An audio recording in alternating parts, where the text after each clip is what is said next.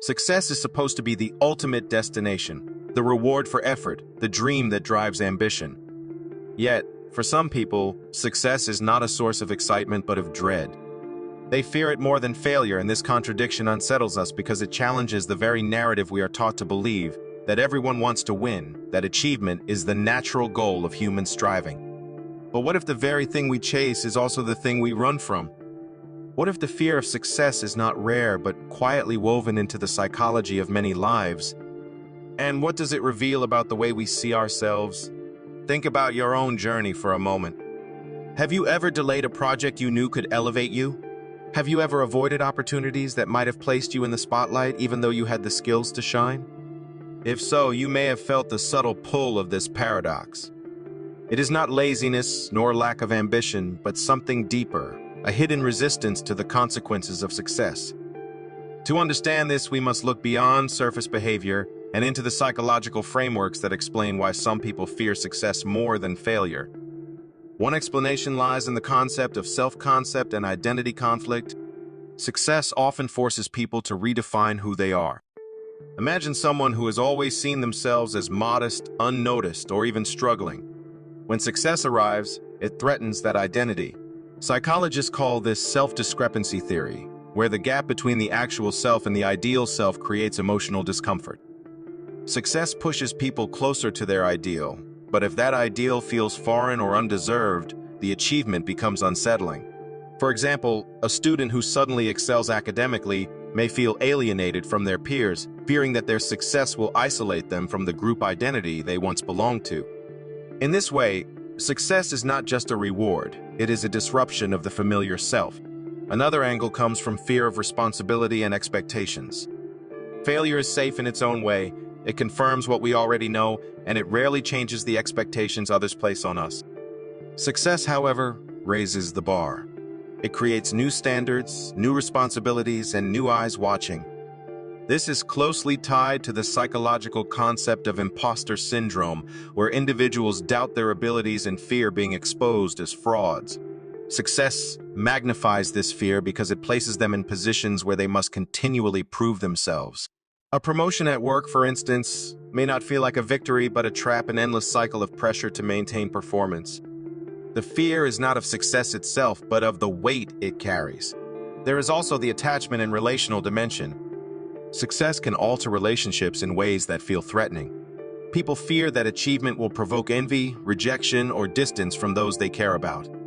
This is especially true in collectivist cultures or close-knit families, where standing out can be seen as betrayal of the group's harmony.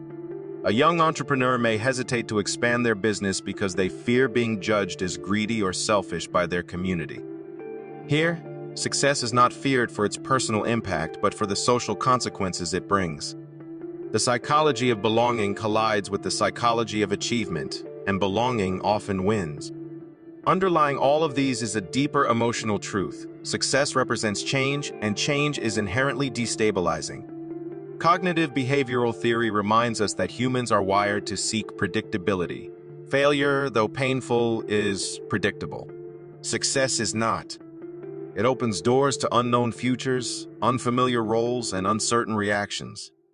For someone who values stability, success can feel like chaos disguised as opportunity. The mind resists it not because it is bad, but because it is unfamiliar. Consider the story of an artist who spends years painting quietly, unnoticed. One day, their work gains recognition, and suddenly, they are invited to exhibitions, interviews, and collaborations. What once was a private joy becomes a public performance.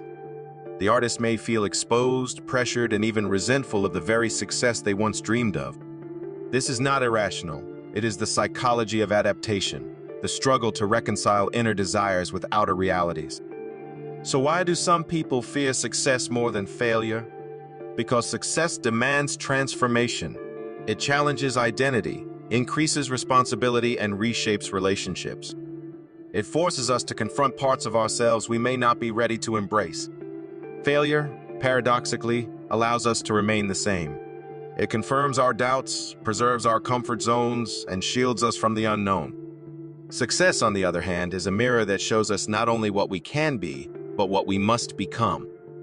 And perhaps that is the most unsettling truth. Success is not the end of the journey, but the beginning of a new one. To fear success is to fear the self we have not yet met. To embrace it is to accept that growth will always carry discomfort.